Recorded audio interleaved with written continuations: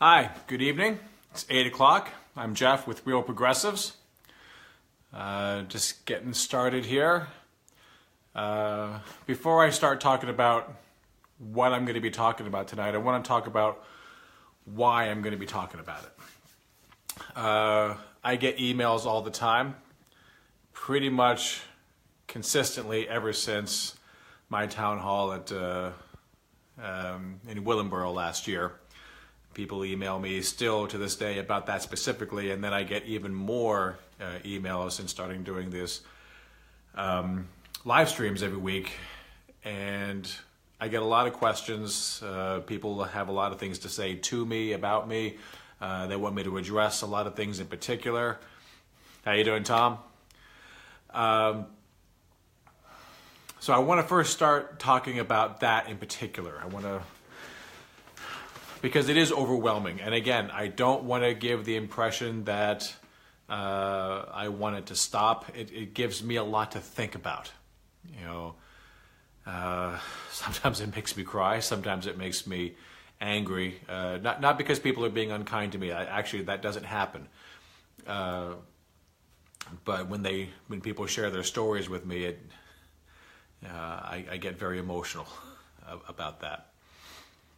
And I want to be careful to respect people's perspectives. I don't want to name names or anything like that. I want to be able to incorporate what they're going through in a way. But I want to start off by saying thank you.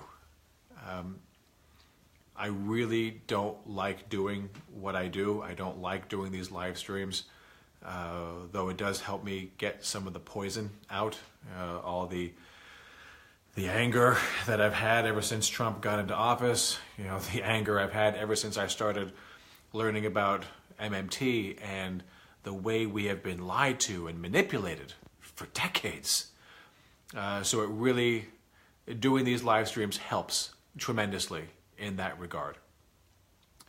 But I do have to sit in a dark room after I'm done for quite a while. And I'm very, very seriously looking forward to the day when I don't have to do this anymore. And I'm not exactly sure when that will ever be. I just simply know that I can't stop, because everywhere I turn, all I see is injustice. Everywhere I turn, all I see is a wrong that needs righting. And everywhere I turn, I see how if we changed our morals, is essentially what it is, essentially what we're talking about. When we talk about modern monetary theory, we're not talking about something we have to do. It's not like, God, if only I had a hammer, I could, hammer in this nail, and that hammer is MMT, and I don't have it. I have to create one, I have to use one. No one will let me use a hammer. It's not like that. MMT is simply a description of our current monetary system. It describes accurately, scientifically, how the dollar is created, how it circulates through the economy, and where it goes to die. And that doesn't matter, what system we're talking about, whether it be here in the United States, whether it be in the Eurozone. It describes all of it. So when we say that, MMTers, want all manner of things, no. MMTers, there's two different things. There's MMT and there's MMTers. MMT simply describes the currency. That's it. Those that follow MMT definitely have prescriptions for what they would want to do. And now everywhere I turn,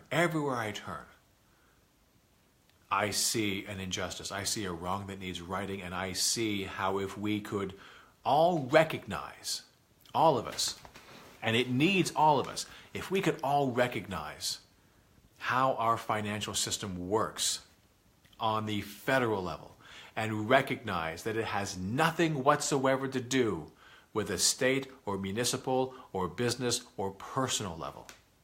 If we could differentiate between a currency issuer like the federal government, like Congress, that creates the dollar, versus a currency issuer like you and I and a state and a city and a corporation, if we can understand the difference between the two and the ramifications of what that means, then everywhere I turn, everything that I see has a chance of being alleviated or eliminated. It has a chance, even if what we're talking about does not have a direct correlation. It won't be fixed without understanding our monetary system. So with that, I want to start talking about what I've been hearing a lot about recently. A lot of because they know that I'm in healthcare. And again, most importantly of all, please try to remember, please try to understand, if you ever mention my name, don't call me Dr. Geoff, don't call me Dr. Ginter, don't call me anything like that. I am a medical assistant, I'm a technician. I talk to doctors a lot. I talk to a lot of doctors. I know a lot of things, but don't confuse what I am and what I know. I'm not a doctor. How you doing, Johnny? I'm not a doctor. So everything that I'm saying here comes from someone who is in medicine. Yes, I am a professional, but I am not a doctor. I'm not a nurse. So please remember, everything that I say, research yourself. Do your own research. I am here to tell you what I know. And I'm here to tell you that you should take what I'm telling you and then go and do your own reading. Go and talk to doctors. Go and talk to nutritionists. Go and do your own thing and come to your own conclusions. Okay? So if anyone takes what I say from here forward, and wants to splice this up and put it up and say that, Geoff is telling you to do something, remember, at the beginning, I'm admitting openly, I'm not a doctor. Do your own research. Okay? I'm here to tell you that there are things that maybe you don't know and you should take a look. All right? So a lot of people, ask me about medications. They ask me, are we over-prescribing medications? And I'm going to talk about this, and I'm going to bring it back to MMT, because this is one of those areas where, does MMT impact this directly? Not necessarily. But without MMT, I don't think we have a chance of changing this, and I will explain why I feel this way. But first, do we prescribe too many medications? Do we overprescribe? There's not a doctor that I've spoken to about this that would say, no, we don't overprescribe. There is an epidemic in this country, in this culture. And I don't want to say just in this country, because any culture that is dominated with profit, any culture that is dominated with capitalism, where the only thing that matters is produce, make money, get profit. Anywhere where that exists, especially if it exists as the be-all, end-all, as what we aspire to, then we're going to have a problem with prescription drugs. And I'm not just talking about the opioid crisis, but I am. I'm not just talking about things like Adderall, and amphetamines and performance enhancing drugs, but I am. I'm also talking about just your regular run-of-the-mill medications for cholesterol, for heart disease, for blood pressure. One of the doctors I work with, tells me all the time what he tells his patients. What you and I, what doctors, myself, your general practitioner, all these things, what they tell you to do is important. It's very important. But none is going to be quite so important as what you do for yourself. So what he's talking about is the ability to make better, healthier choices. Not just in terms of what you're going to eat, but in terms of what you're going to do for your activities, what are you going to pursue in your life, what is going to be the overarching driving force in your life.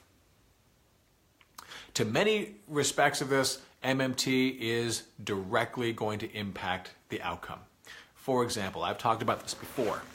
The food system we have in this country is disgusting, is absolutely patently disgusting.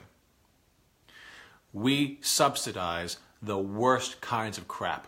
The dairies and the meats, all the things that have been proven to cause cancer.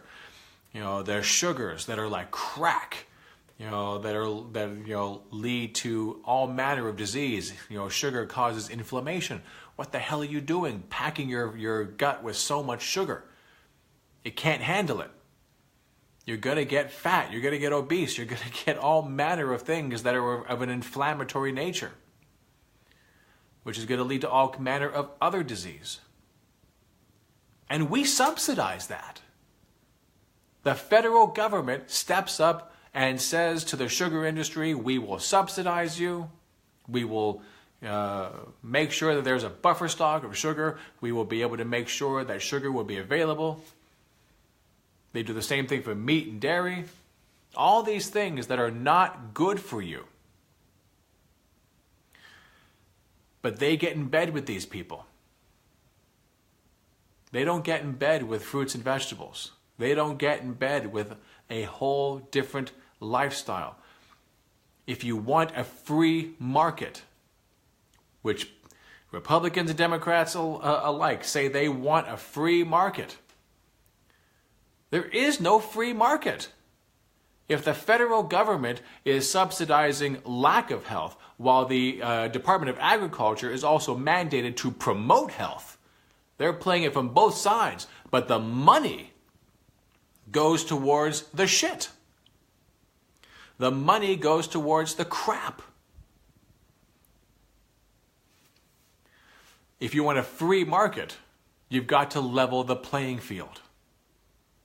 And that means you're going to have to either remove subsidies from dairy, meat, sugars, and all manner of other crap, and let everyone fight for supremacy in a marketplace, or we could recognize that food and health is a public good, and we should be able to listen to the best scientists unbought by big agriculture. The ones that actually want to do the scientific work, the intellectual work, and be able to give you the unvarnished truth. And the federal government, if we understand modern monetary theory, if we understand how the macroeconomic realities exist, the federal government needs no revenue. Absolutely, positively, no one should be giving the Department of Agriculture money. Under no circumstances. It should be populated by scientists who get paid by the government that creates the currency. There should be no money gotten into their pockets that came from anywhere other than the government, so that they can do their job to the public purpose. Kellogg, Nestle, you will have nothing whatsoever to do with the Department of Agriculture. You can have nothing to do with the Department of Agriculture. MMT states very clearly that the federal government creates the dollar. Therefore, they can create as much of it as they need to pay whomever they want to represent their interest, which is the interest of the people. You want to get the best scientists who want to do the best work? Then you hire the best scientists who want to do the best work. And you only hire the ones that are not already in bed with big agriculture. And you let them guide their own research. And then you do a funny thing. You listen to what they have to say. And then you act accordingly. So we can have a free market, or we can have reasonable regulations that will help ensure the health and safety of everyone. And if you want to have meat, go and have meat. But right now, we live in a society where absolutely, positively, everywhere you go, it's junk food. Everywhere is junk food. If you want to be in this society, and you want to eat well, you want to eat healthy, your choice is basically stay home. Do not participate in the economy. Do not participate in life happening outside your front door. You're basically screwed. And to the degree that you're not screwed, you occupy the smallest market share. And people say about free choice, fuck that. I'm sorry. There's not that much choice to be had. Most people that I talk to don't even know what I'm talking about. There's not enough education out there. There's not enough understanding that what you're doing is hurting yourself. You're killing yourself. We need to be able to look to our government that is supposed to be representing our interests and trust what they're saying. That is the point. That is the purpose, the public purpose. So first and foremost, we have a lot of people in this country that don't know that they're doing something wrong. And the reason they don't know is because currently the government is lying to them. The government that is supposed to be working for them. The government that is supposed to pay to the public purpose. They're just lying. Flat out lying to you. They will tell you that you should only have about 25 to 32 grams of sugar per day. That's according to the daily allowance. But if you go to any grocery store and you pull anything off the shelf, anything, and then you take a look at the list of ingredients, and next to that you will find the chart from the American Department of Agriculture that will give you the list of carbohydrates and proteins and sugars and fats, and it will tell you the number of grams that are in each serving, and then the next to that the percent of your daily allowance that this will be representing. So you can have 3 grams of protein per serving, and that will represent 10% of what you're supposed to have for the day. And all that will be there, the grams as well as the percent of the day. All but one. Sugar. They will tell you how many grams of sugar there are per serving. But they won't tell you what percent of your daily allowance is supposed to be. Because most people don't know how many grams of sugar they're supposed to have per day. But most people are pretty smart and they can figure out that 110% is probably more than they're supposed to be having that day in one serving. So go to your pantry right now. Pull anything off the shelf. Pull off anything.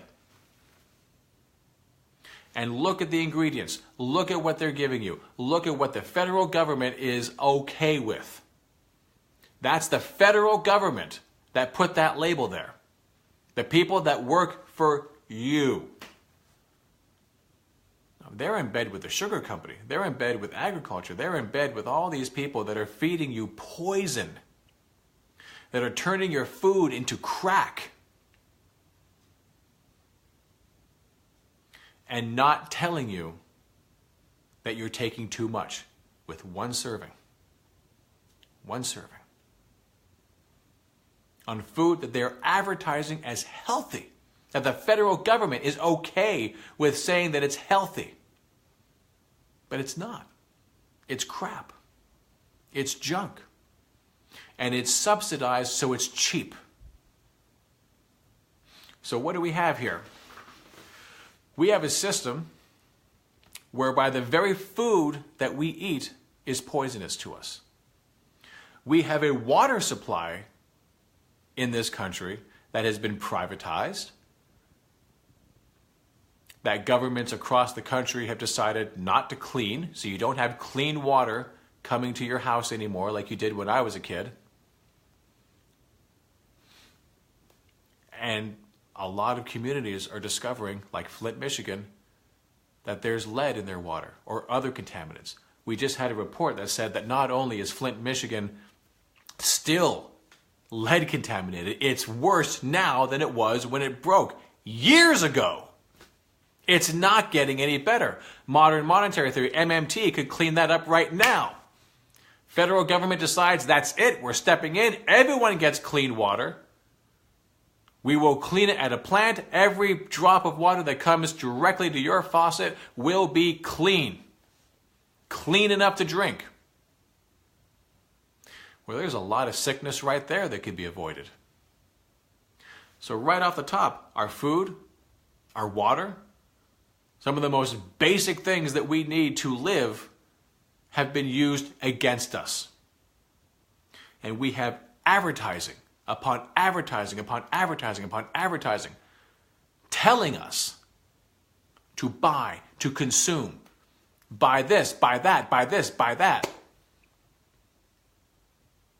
We are so enamored with profit that we care almost not at all what it is we are profiting off of. The federal government will give you a green light no matter what. It took years to limit cigarettes as something you can advertise. But candies? I swear to God, you go into a CVS or a Walgreens or any pharmacy and you go into the back and you get your prescription drugs for the heart disease and the high blood pressure and the diabetes. And you walk back to the front to pay for your shit, and what's right there, right in front of you? Reese's Peanut Butter Cups, Snickers bars, all this shit. And up until just like last year, you can still get cigarettes in a lot of these places. They can't advertise, but you can still fucking buy it at the same place that you're going to buy your drugs.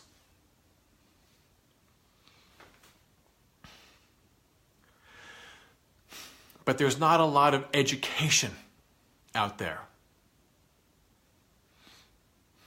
I had a conversation with someone, not in the capacity of a medical assistant. I was not in the office. I was not wearing scrubs. I was at the gym. And someone was talking to me. She's an older lady, and she was saying how she went to this doctor, a cardiologist. Ironically, that's the office that I work in. I work with cardiology. And she was saying how she went, and she had had several heart attacks previously, saying that she didn't have any cardiac issues since, but recently had to go and get a stent. Sorry to tell you, but that's a cardiac issue if you had to get a cardiac stent. And she was complaining about the doctor that she was seeing. She was saying that the doctor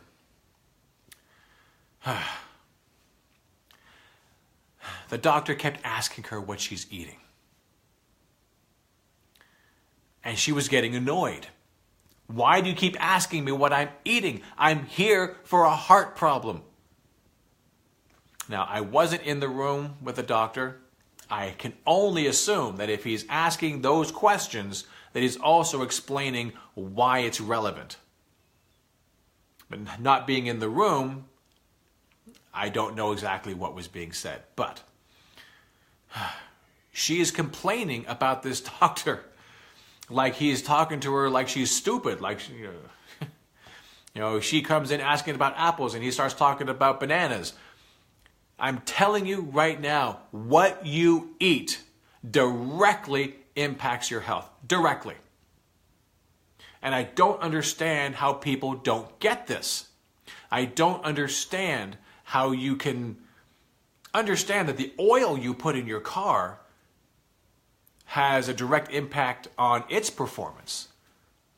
And the gas that you put in your car will direct its performance.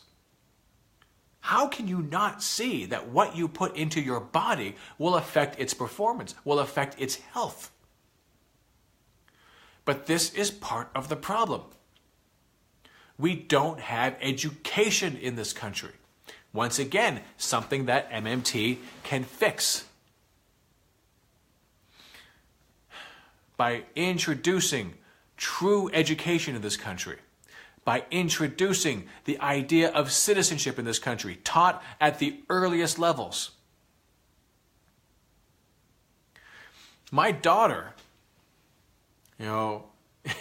is 11 years old and is this close to being, taught advanced algebra. I didn't get to that until I was in high school.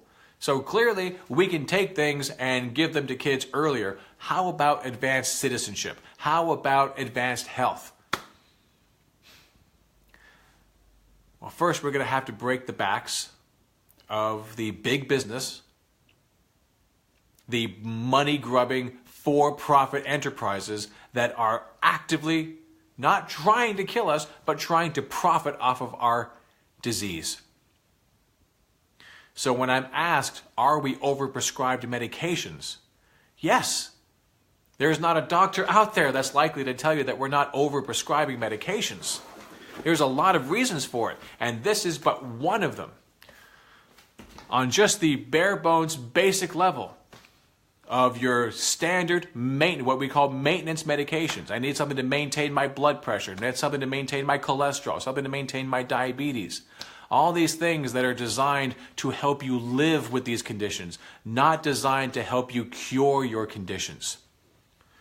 I need you to understand that disease and sickness are business. It is business that is making you sick. It is capitalism that is making you sick. When capitalism is allowed to make money off of things that are just immoral.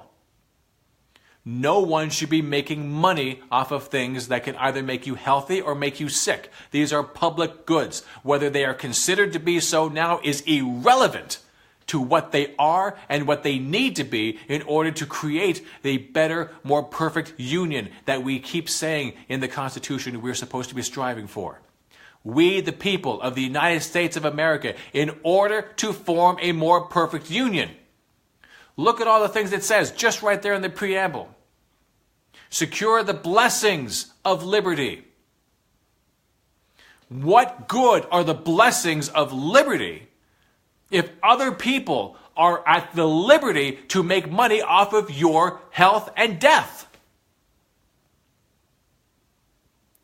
You should not be at their mercy to satisfy their liberty. Your liberty should not be reduced for their profit. There are moral questions. And the only questions they have on their side is, how can you morally take away my ability to earn as much as I can? Because, morally speaking, you are not supposed to be shitting on me and taking away and reducing my ability to have a good, healthy life simply so that you can make that much more profit, so that your stock can go up 3/4 of a point. Morality must have its day. There must be common sense. You want to call it utopia? Common sense dictates that if you have more people doing well, that even the people on the top will make more. So the argument for the people on top is not so much that they feel they're not going to make as much. The issue is that they don't like making it in such a way. They like making it in a particular way. Because it's not about money. It's about power. It's about control. The whole reason we put seed to ground in the first place, all those thousands of years ago, is we wanted power. We wanted control. Mother Nature had all the power. Mother Nature had the power to give or to take away. So we took some power for ourselves. And this ideology exists and continues to this day. It's fear. It is in our politics. It is in our education system. It is in our civics. It is everywhere. So we need to decide, are we okay with that? Because like I said at the beginning, everywhere I turn, everywhere I look, I see injustice. I see a wrong that needs righting. I see fear everywhere. And you do not beat fear with fear. That feeds upon itself. That becomes a self-fulfilling prophecy. So we need to do something about that. And some things MMT are going to help us directly. If we can direct the federal government to change the way we harvest food, the way we treat food, what we look at as food. in this country, if we can change their attitude toward utility companies and the regulations thereof so we can have clean water, clean energy. All these things that capitalism have used to make us sick, we can reverse. And suddenly, a lot of the reasons we're on drugs will go away. From a disease standpoint, cleaner food, cleaner water, cleaner environments, cleaner bodies. We will still need to do the hard work of making sure that people get educated about what is healthy eating, what is a healthy lifestyle, because we still have capitalism out there. Capitalism has been telling us for years that we are nothing if we don't produce. You have to be the best. You have to be number one. There is nothing less than that. You have to not compete in the marketplace. You have to crush them. That's not a free market. That is what we had at the turn of the century, why we had to have antitrust laws. And if you've noticed, that gets eroded more and more and more and more and more. Just as the most obvious example, how many internet options do you have in your community? How many cable options do you have in your community? Most have what, 2? Many have but 1. Your cell phone companies, there's not even a lot of those. Mindy, she only has 1. So Mindy, where do you go? If you don't like the choice that you have, capitalism says that where there is competition, there will be more choice, and you will be able to use the power of your purse. You tell your company that you don't like, I'm not going to do business with you. I will take my money elsewhere. Well, your cable company is laughing at you. Because if you've only got the one choice, where are you going to go? Where are you going to go? Had to buy it through your phone. Fantastic. Excellent option. Because I know everyone is happy with their phone company. Never have any interruption of service there. Never happens. The most reliable service ever, AT&T! Verizon, can you hear me now? No, I can't. You dropped my goddamn call. So we get unreliability, we get almost no choice, we get the illusion of choice, just like between the two parties, Republicans and Democrats. It's a false choice. There's false choice everywhere. If we actually utilize the power of the purse at the federal level, we could have choice. We would have the ability. It's not a guarantee. Just because we let the federal government use the power of the purse doesn't mean they're going to spend it well. We have to dog them. But we would have choice. Let's take single-payer health care as an example. I can't tell you how many times I've heard a politician say, from Barack Obama to Paul Ryan, all these people saying, I want you to have choice. I want you to have choice. That's the freedom. Freedom to have choice. But you don't get choice. You don't get choice. I have health insurance, and it's pretty damn good for what it is. But there's no such thing as good health insurance. You're not safe. We'll talk about that later.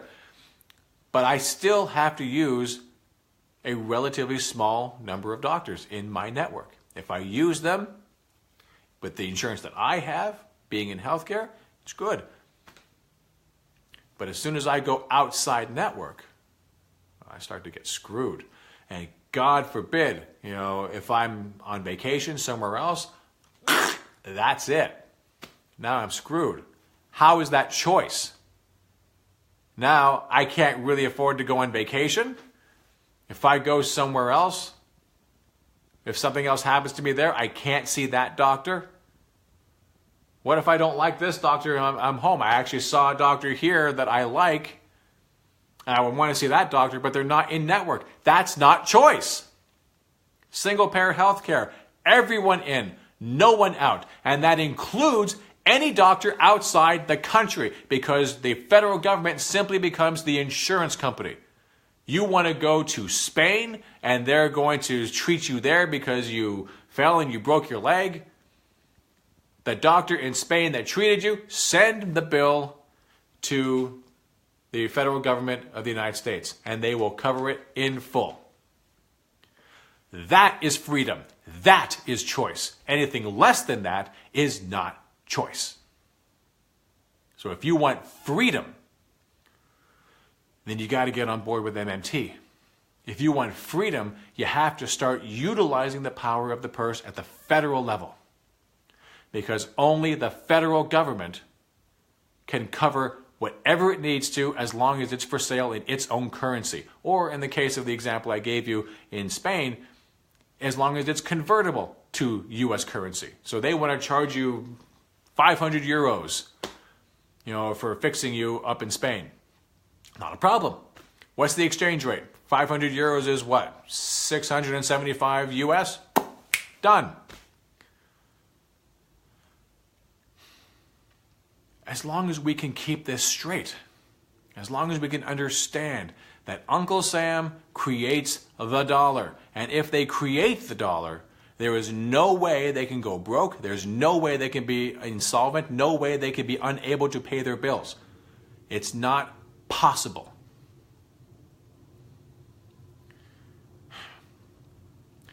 So, are we prescribing too many medications?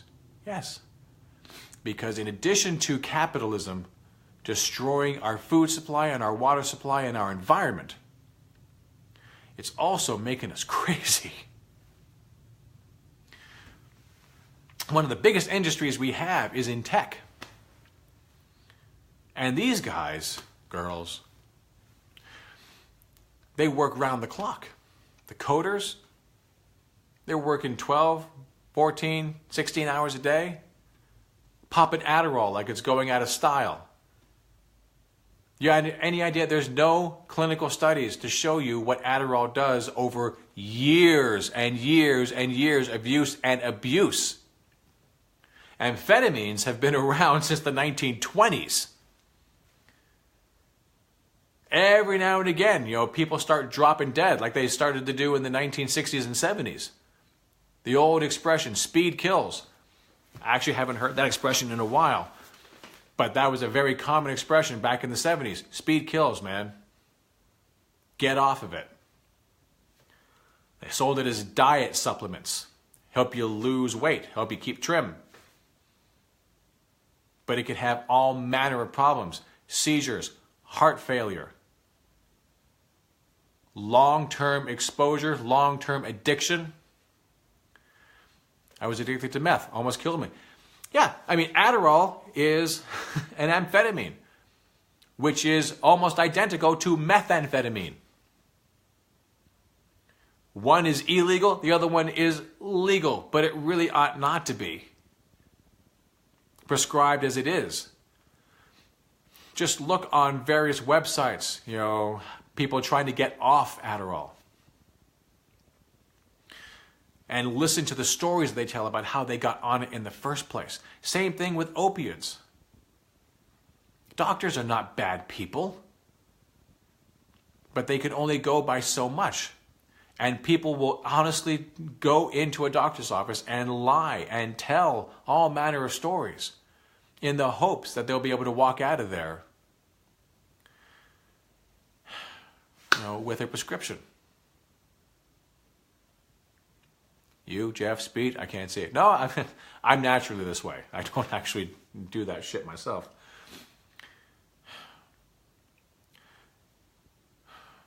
So no matter how you slice it, there's always going to be a missing component to what's ailing us. And that's going to be capitalism. One of the biggest boons I can see to reducing the overwhelming burden that capitalism brings upon the population is the federal job guarantee and single-payer health care. If we can take back our food supply and at the very least level the playing field so that there are equal amounts of cheap, available, in your face, honest to goodness, healthy food, so that I could be looking at a billboard for a Snickers bar over here, and then I could be looking at a billboard for a healthy treat alternative right next to it. If we can start triggering ourselves by having just endless waves and waves and waves and waves and waves of healthy, honest to God, healthy alternatives, then that will be an even playing field. Because right now, we are being triggered by waves and waves and waves of shit. Even if you know that junk food is bad for you, you're still putting it in your face. Why? Because it's addictive as all fuck. And you're constantly having it shoved in your face. Literally, if not figuratively. Billboards, signs, sales, magazines, movies, everywhere. So we need to be able to take that back. And if we're not willing to eliminate or even reduce the subsidies that go to the things that are making us sick, we should at least increase to proportional levels the food that will make us healthy, the food that will heal us. And not only making it available and cheap, but also encouraging businesses, fast food, vegan restaurants as an example. So I can have McDonald's over here if that's what I want, God have mercy. Or I can have a fast food vegan restaurant right across the street. I can choose. That would be choice. That would be choice. It is not sufficient to say that I have choice, especially if I'm already addicted, which I am. To say that I can choose to go to McDonald's or I can choose to spend more money than I should on healthy options, because first I have to know what those are. I have to do the work. I have to do the research. I have to be able to know what I'm going to get. And then I got to go to the store. I got to go and I got to cook it myself. That on top of an economic system that says I got to work 8, 10, 12 hours a day, top a commute on top of that, family man. It's hard to actually come up with the time to eat, to cook. You're basically telling people that your life is work, eat, sleep. Rinse, repeat. We have the ability to make life easier for ourselves, easier for our society, make a better society. Instead, they say, pull yourself by your own bootstraps. You don't like it? You figure it out. Which would be wonderful if the government was actually getting out of the way and no one was getting any subsidies. That would be one thing. But the government is in bed with the people that are trying to kill us. So it's not a fair fight.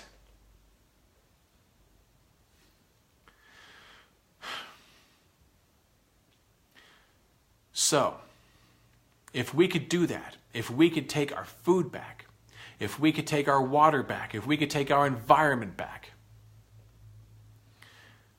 then we get single-payer health care. Everyone gets covered no matter what. From womb to tomb, every possible medical need you have covered. The federal government and only the federal government can do it, not the states. The states will be able to put a version of it, but it will be exactly the version that everyone is afraid that it will be with the federal government. We're going to have to tax to be able to afford it. We'll have to cut programs to be able to afford it. We'll have to borrow money to be able to afford it. That is true on the state level, not on the federal level. Everything is more efficient at the federal level. But we do these things and we remove a tremendous burden upon the population, and health will begin to naturally flow back. There's one area that we need to address after that, and that's the federal job guarantee. You want to make money? You want to make profit? Fair enough. We will make rules of the road so you can make a lot of money. You'll be able to make a mountain of money, but you won't be able to do it just anywhere. You won't be able to do it in healthcare anymore. I'm sorry, it's just wrong. You won't be able to do it in utilities. I'm sorry, it's wrong. Utilities are a public good, and that includes the internet. We have intertwined the internet into our lives to such a degree that the internet is now a public good. It is a utility. So FCC, y'all can FCC up. The internet is a utility. Make it so. You can't make money in food anymore. As a restaurant, fine, but if you are producing food, it is simply immoral to try to make profit off of that. We're talking about our lives and our deaths. And it is the federal government's job to be a buffer between those that have the power to hurt us versus us. You are not supposed to be taking the side of business and corporations. You are supposed to be, at the very least, an intermediary between the two. That means mediating between the two. At best, you are supposed to be on our side. You are supposed to take our part, which does not mean fuck you business. It means you want to make money? Let's see how we can help you do that, as long as you're not screwing everyone else in the pursuit of it. And how do we get that? We demand it. We don't ask. We demand. We, the people of the United States of America, in order to form a more perfect union. The government is us. When you say you want limited government, you're saying you want limited civics, you want limited civilian engagement. That is anathema to the American story. This country was not founded on capitalist principles. Capitalism was adopted as a form of economic thought. We have a democracy, representational democracy, a republic. You will not be able to find anywhere in the Constitution where it says we are a capitalist society. We adopted capitalism, and we can choose to say no more. Every generation's responsibility. You know that thing we don't talk about much? Everyone's got rights. Everyone wants their rights. Well, y'all got responsibilities as well. It is every generation's responsibility to look at the Constitution critically and decide, does it reflect our current values? Was it a good idea in the day? Perhaps. Maybe yes, maybe no. Does it serve a good purpose, let alone the same purpose? Does it serve a good purpose in the modern day? Because I'm telling you, there was a lot of things that we liked in 1776 that would make us choke on it today. Slavery as the most obvious choice. Genocide. This country was founded on blood and lies. Don't ever forget it. We still have much work to make up for. So every generation, you look at the Constitution. Does it serve a purpose, a good purpose, a moral purpose? Even if it is not the same purpose as it did 250 years ago, does it still serve a purpose, a good moral purpose? If yes, leave it alone. If no, change it. No one living in this country as a citizen should ever be afraid of amending the Constitution. It's been done before many, many, many times. That's why we call them amendments. That's why the Constitution is allowed to be changed. It's the point of it. It's the purpose. And yes, it should be hard because we need to be able to get consensus, but you shouldn't ever blink from going down that road if it becomes necessary. So one of the things we can do about capitalism is to give us a federal job guarantee. Everyone that wants a job has one. You want to make money? Fair enough. You're not going to make money in just about any, endeavor. No healthcare, no food, no utilities. You're not going to make profit off of that. That's the public good. The federal government's got you. Work in those industries, you'll be well compensated. You will be incredibly well compensated. And there's no reason why you shouldn't. Education, incredibly well compensated. Healthcare, incredibly well compensated. But no more profit off of these things. The federal government doesn't need a revenue, ergo it needs no profit. You want to work in these things, you're going to be really well taken care of, but you will not be motivated by profit because your pay will already be exceptional. You're feeding this country, mazel tov, you're going to make good money. You're educating this country, great, you're going to make good money. You are healing the health and sickness of this country, you will make a lot of money. But you will make the same money regardless of what you do. You will be doing it because it's the right thing. No more profit. You want to sell me a car, make profit. You want to sell me any number of things that have nothing to do with my life or death, make profit. Absolutely. Why wouldn't you? There will be rules of the road, but you can make profit. And you'll be able to make as much profit as is possible. But you won't be able to employ everyone. You simply won't. You certainly haven't been able to. In all the years we've had this country, you've never been able to fully employ this country. You simply don't have it within you. And for those things that you do employ, you still leave legions of work left on the table that apparently don't make enough money if they got completed. But they're still necessary. They are still necessary to a good, healthy society. But you're not going to do it. So the federal government will.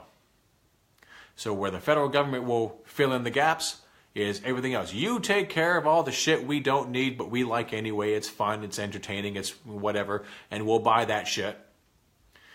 But what are we going to buy it with? Because you're not employing us, so the federal government will put us to work. We will help increase GDP. And we will share in that. And we will have work that is rewarding. But it is work that probably wouldn't have made anyone any money anyway. Not enough to actually do something. But it will get done. But in the doing of that, we reduce the stranglehold of capitalism. Right now, with unemployment, they can keep it over us. Don't ask for higher wages. Don't ask for vacation. Don't ask, because you can be unemployed, because we've got millions of people who don't have a job who would be dying to have what you have. So we don't ask. But if the federal government bought up all the unused labor, use it as a buffer stock, just like they do with wheat, just like they do with sugar, just like they do with coffee, just like they do with all the things that they have decided they want to regulate and make sure that there is consistency in the prices. If we have too much, they simply buy it up. And if there's too little, they sell it back into the market. Prices are consistent. They can do the same thing with labor. If there is unemployment, they simply buy up all that excess labor and they put it to work. They buy it, but local municipalities will administer it. What does your neighborhood need? What does your town need? Is it infrastructure? Is it education? Is it healthcare? Is it entertainment? Is it the arts? What's needed? Go to any town hall. If you ask them that question, if money were no option, give me the laundry list of things you would do right now. Don't tell me about practicality. Don't tell me about this. Don't tell me about that. Just give me the list of things that you would want to have done. There is no shortage of work. There is a ton of shortage of work that would actually make someone a profit to do it. But there's no shortage of ideas. There's no shortage of things that could be done. And it's going to be different city to city, municipality to municipality, town to town. But if everyone now has a job that wants one, and especially if they can choose from a list of things that would actually be enjoyable for them, that would give them fulfillment, and they didn't have to feel like they were trapped at a job they didn't love because they needed the health care. Well, single payer takes care of that. And they don't need to stay at that job because they need the paycheck. Well, the federal job guarantee takes care of that. All at a livable wage, administered locally, so every locality knows what a livable wage would be.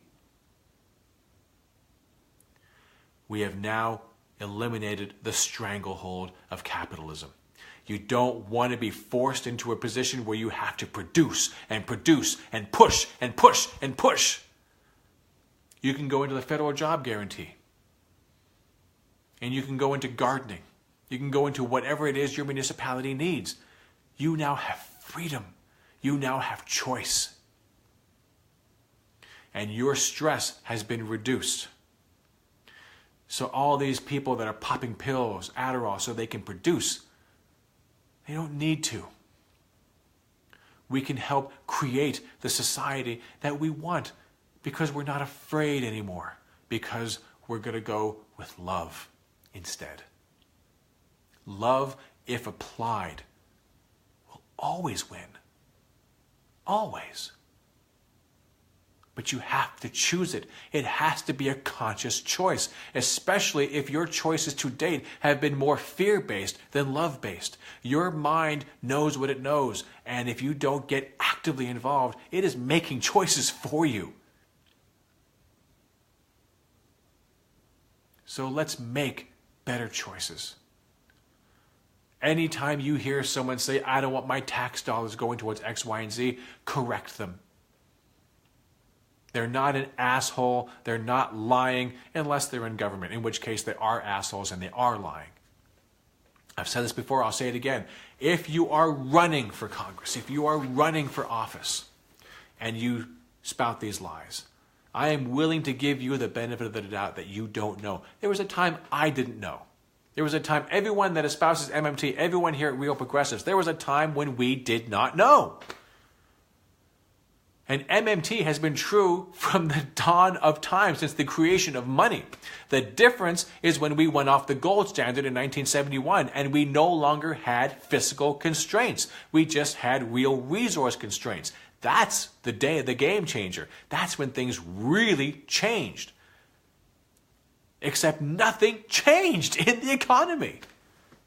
If you're in the military-industrial complex, you get everything. If you're on Wall Street, you get everything. No one bats an eye. If you're in the public purpose, you get nothing. Everything is tied to offsets. We have to be able to raise taxes to be able to get you what you want, which means that anyone else can undo it by saying that we can't afford the taxes anymore. We got to reduce taxes. And if that tax revenue is tied to whatever social program you had, as soon as they get rid of those taxes, you have no social program.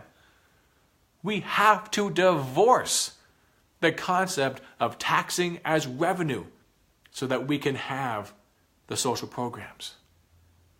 Taxes as revenue have no bearing on what the federal government can spend on. So when you hear a politician say this, get angry. Don't forget love. Don't be a dick, but get angry. Correct them. Loudly if you have to, but correct them. Because they are the enemy. They are the opposition. They need to either be corrected or go. It is simply that simple. You correct them or they're gone. Because they are directly responsible for why people are dying in this country. Directly. If they are running for office, there's a chance that they don't know. So correct them. You don't necessarily have to get angry, but understand the clock is ticking. Because right now, you're a private citizen running for office. I need to teach you now.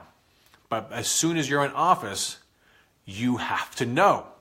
And this is why I get angry with people who are in office, because the very moment you vote for a continuing resolution that had no pay-fors, the minute you vote for funding for the military and it had no pay-fors, then you understand completely that pay-fors are meaningless, that deficits are meaningless, that debt is not debt. The deficit only matters where it gets spent. It doesn't matter how much it is. It matters where that money went. That will determine whether or not it's inflationary or not. Not the amount, where it gets spent. And the debt is just savings accounts. Existing US dollars spent to buy bonds. The debt is simply all the money that's ever been spent that has yet to be taxed back. That's it. Nothing scary. If you're in office, you're in trouble. If you're in office and you spout these lies, you're in trouble. I'm coming for you. You're running for office, start to get sweaty.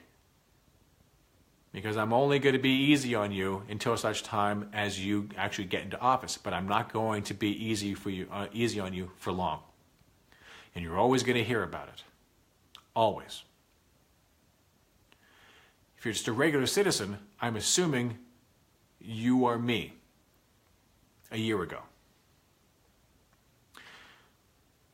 I'm not going to understand how you can lack the basic intellectual curiosity to find out if what we're talking about is true or not, but I'm not going to get angry at you.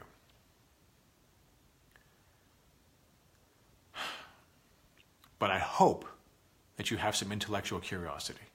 I hope that you are willing to hear people say that federal taxes do not fund federal spending. And instead of having the knee-jerk reflexive, fuck, what the hell are you talking about? That's ridiculous. I hope you're going to have the intellectual curiosity sufficient to the task to say, what are you talking about? How can you possibly say that? And then hear a response, and then ask a question, and then hear a response, and then ask a question. And there is so much academic research for you to dive into. You can go to New Economic Perspectives. You can go to Deficit Owls. You can go to Real Progressives. There is resource after resource after resource detailing exactly what we're talking about. You want to watch videos? I highly recommend, Real Progressives for that. I highly recommend Stephanie Kelton. She's the one that, opened up my mind. She's the one that allowed me to get it. Check out anything from Randall Way, Warren Mosler, Mike Norman, Ellis Winningham, Dr. Joe Firestone, Steve Grumbine, you name it. There is no shortage of information. So I hope you will do your part as a citizen and find out how your federal government works. Go beyond the Schoolhouse Rock's three-ring circus and find out exactly how a bill becomes a law. Where does that money come from? It is your responsibility. I don't want to hear about anyone's rights until they're willing to have a conversation and an acknowledgement of their responsibilities. I have responsibilities. I should be with my wife and kids right now, but I'm on here with you. Because I have other responsibilities that say, I understand the truth about modern monetary theory. I understand how the federal government works, and I understand that it hasn't been working for us for 40 years. And if I want to be able to pass on something to my children, if I want to be able to have something in my old age, I have to get off the fucking sidelines. I got to be on here with you. It's the only thing I know to do. Without universal health care, I do not have the ability to run for office, so I do this. I need you to spread this word. Take this video, share it around, share it to everyone. Be annoying in how you will push this information. You want to share mine? Do Steve Grumbine's, do Ellis Winningham, do Stephanie Kelton, do anyone. I don't care. I don't want credit. I don't want glory. I don't want anything. I want to go home. But I can't go home until this is done. So please, share to everyone, anyone, each one, teach one. We get, oh, I can do annoying, says Mark, yes.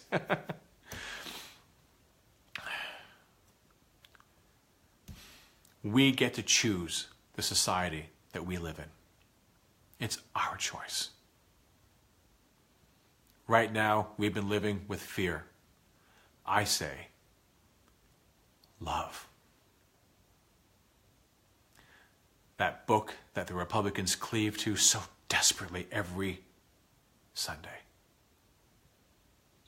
tells them that they are supposed to be caring for everyone.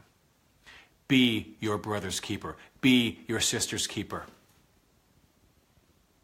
There's one thing Jesus never said. I will heal you as soon as you sign right here in triplicate and pay your deductible and give me your fees. We are one nation, one global community. And that's true whether we choose to act like it or not. But if you want to have the benefits of it being true, you have to act like it's true. You have to promote it. I love you guys very much. I don't fight just for me. I don't fight just for my family. I fight for you, for everyone. I'll be back next week. I love you guys. Take care of one another. Bye-bye.